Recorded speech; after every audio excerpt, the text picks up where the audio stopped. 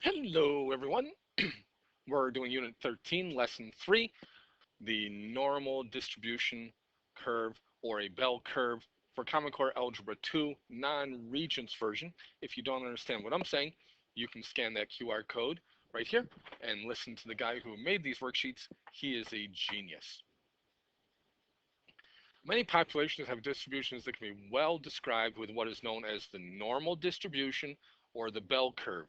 This curve, as seen in the accompanying handout, which is 4 pages later, which I just copied here and highlighted some important things. Notice the color codes. It's important. Okay, shows the percent of the population normally distributed data set that lies in a certain amount from the mean. Mean is the average, right?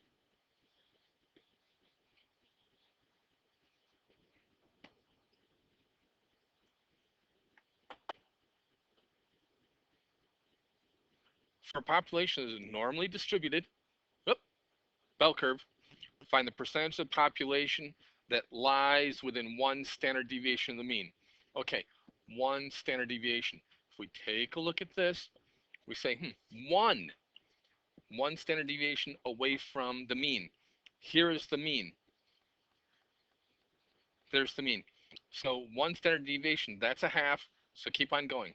That's one. But one away from means you can be below one or above one.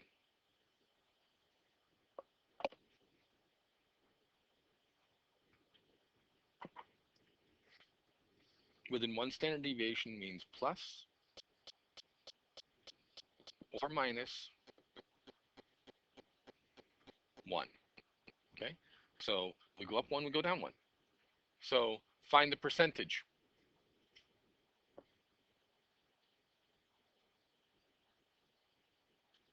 So right here, what I did was I highlighted the percentages. We just have to add those up. And there we go. 15 plus 19.1 plus 15 plus 19.1 equals 68.2 within 2 standard deviations of the means. So that is plus or minus 2. That's going to be all the purple and all the green. So I can take the previous sum, 68.2, and add 9.2 and 4.4, 9.2 and 4.4. Now, hopefully, 95.4 plus the orange plus the gray will equal 100, and it does. Like I said, they add up to 100, so question C, more than 3 standard deviations. There's the 3, okay? So I wonder if it means more than 3 standard deviations or from 0 to more than 3 standard deviations. 2 ways to interpret this. Exactly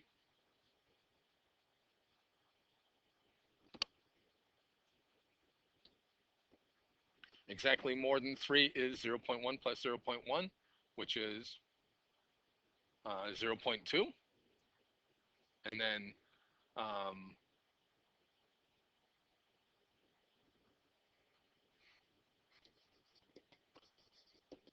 within 3 or more, that means everything from 0 to 3.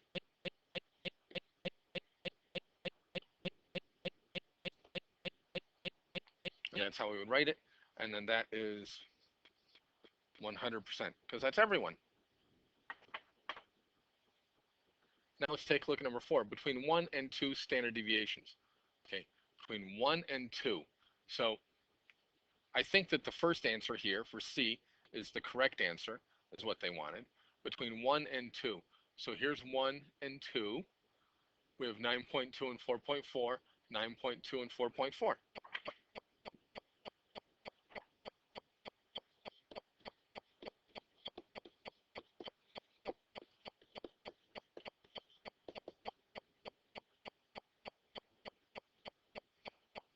$27.2. It can be easily seen from the exercise we just went through that a majority of normally distributed population will lie within 1 standard deviation. So 62.8. or 68.2.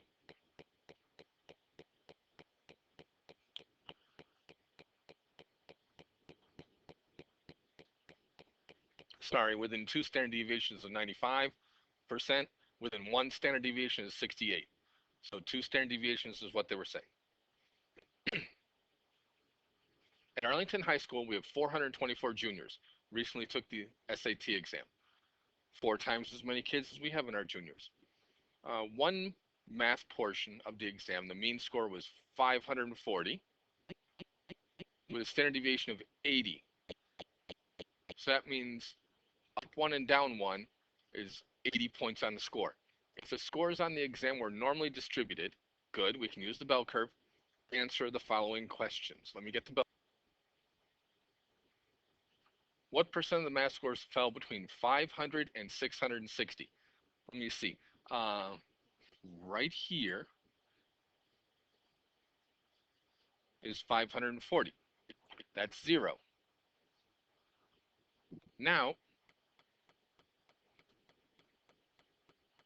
if we're going to go to 500, well, you notice that that's 40 points, which is half of a standard deviation. Then we have to go up to 660.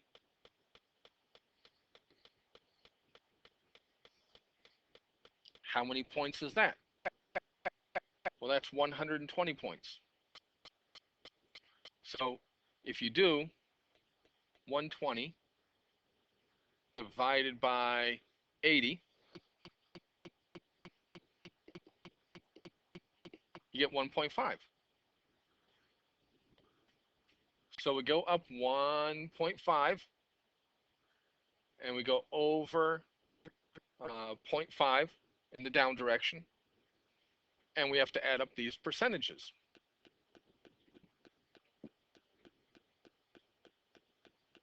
I wrote them down. This is to the left, these are to the right. Add them together, and we get 62.4% of the kids.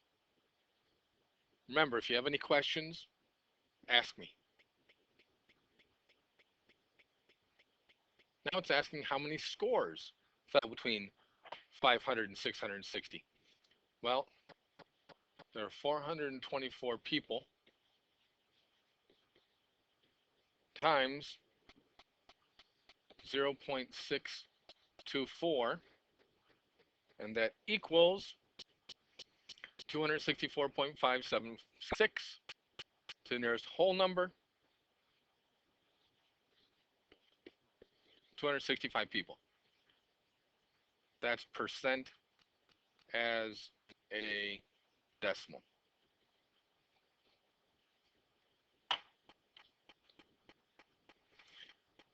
If this young lady scored a 740 on her math test, what percent of students took the exam did better than her? Okay, so we know that the mean score was 540, standard deviation of 80. So my score minus the mean divided by the standard deviation, or distance from the mean. Okay, I scrolled up here to make sure that I had the vocabulary correct, that the standard deviation is the 80 points, and that within 1 standard deviation, the language that we talk about here is, the distance. Okay, so my score minus the mean, so it's 740 minus the 540 divided by 80. Remember, you have to do the fact that it's 200 divided by 80. Otherwise, your calculator is going to lie to you.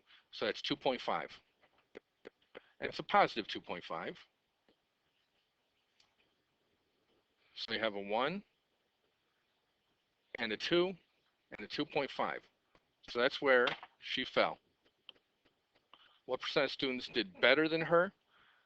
We add the two scores in there, which is a 0.5 and a 0.1, so 0.6%. So 6 out of 1,000 did better than her. That's the percent. Approximately how many students did better than her? Well, remember the percent is that, so we have to move the decimal place 2 places to the left, multiply it by how many students there were, 424, comes out to be 2.5, which is about 3. It's fantastic. On the next page, the height of 16-year-old teenage boys is normally distributed within a mean of 66 inches. That means right in the middle, the average person is 66 inches, teenage boy, with a standard deviation of 3 inches. Jabari is 72 inches tall. Which of the following is closest to his height percentile? The fact that he is plus 3 and plus 3, because we have a standard deviation of 3 inches. So you do 69, then 72. So that's 2 standard deviations.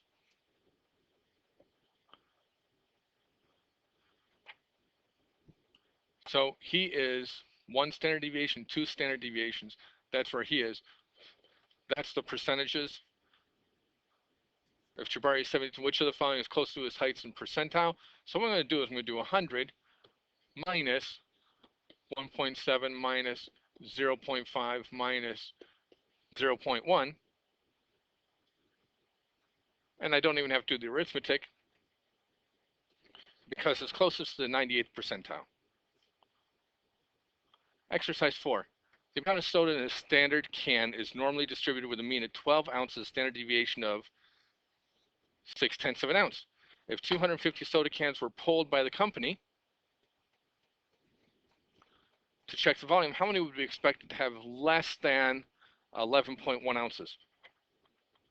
So remember, what we do is we do the mean of 12 minus, actually, I should do 11.1 minus 12, all over the standard deviation.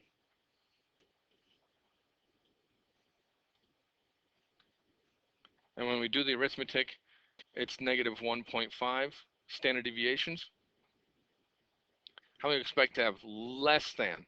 So we go to the negative 1.5, and we have to add up all of those. Quickly, we get 6.7%, and then the fact that we have 250 soda cans, we have to multiply that by 250. And then we're going to divide by 100 to get the percentage. Of course, I didn't do that. What I did was I just multiplied by 0.067 times 250, and that equals 16.75,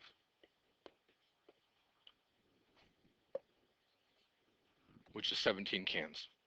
Exercise number 5. Biologists are studying the weight of red king crabs in Alaska's waters. They sampled only 16 crabs and compiled their weights shown below.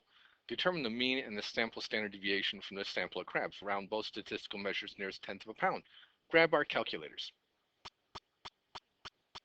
And there are the steps right here in red. So again, hit stat, you select edit, you enter the data, and make sure that they all have decimals. And now the next one's about to push one off the screen. It says there were 16 samples. So I just entered in the last one, 15.1. Notice this says 16 right here. That means this is the 16th number. I did stat, I edited, I entered the data. Now I hit the stat key again. Arrow over the word calc. Take choice 1, because there's only one variable. I hit enter 3 or 4 times, once, twice, 3 times, and here are the answers. Now, since it's a sample, we use this one for the standard deviation, 1.5.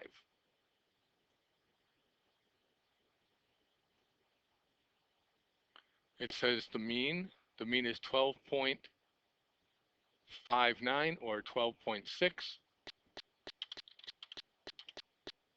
Says the nearest tenth, so it's 12.6.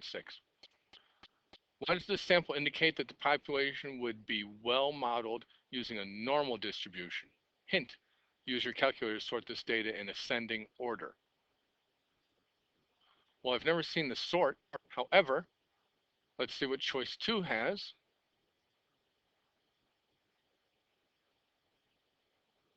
And let's try again. And the way you do that is you hit stat, you hit sort, and then where is the list? Second step blue, L1 right there. That's in list 1. And we hit enter. Go to stat. And there they are, they're sorted. Now the question says, why does this sample indicate that it would be used a normal distribution? When we sort the data and take a look at it, remember 62% of it is going to be within 1 deviation, 1.5 pounds. So let's find the median. The median is 12.5. Now plus or minus 1.5 pounds, so that goes all the way down to 11 pounds.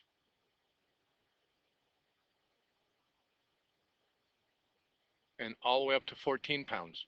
So what we have is 1, 2, 3 on the bottom or the top, and 2 on the other, which is a total of 5 scores.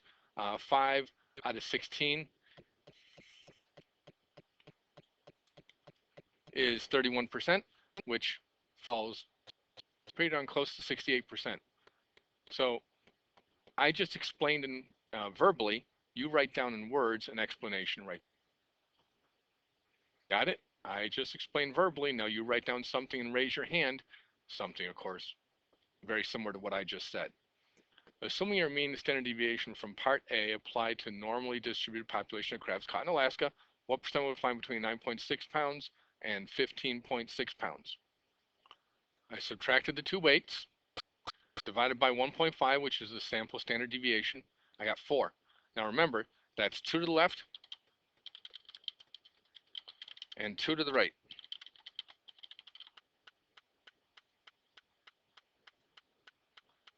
So here it is, to the left and to the right.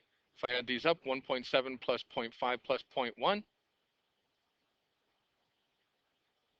we get 95.4%. Multiplied by 2. I subtracted the left, same thing on the right. If a fisherman must throw back crab caught below 10.4 pounds, approximately what percent of crabs caught need to be thrown back if the weights are normally distributed? So what I'm going to do here is I'm going to take the fact that 12.6 is the mean. I'm going to minus the 10.4. And remember, it's just less than. Okay, we don't care about the greater than part. In fact, we do care about it because we like those. And that's 2.2 pounds. Now, let's take the 2.4, said 2.2. Let's take the 2.2 pounds and divide it by the standard deviation, 1.5, and see what percent we get. So I did 2.2 pounds divided by 1.5 pounds standard deviation, and it's 1.4 standard deviation, so let's just say 1.5. So we've got the 4.4%, the 1.7, the 0.5, and the 0.1 all together, and see what we get. And it's not bad. Only 6.7% have to be thrown back because we're only adding the left-hand side.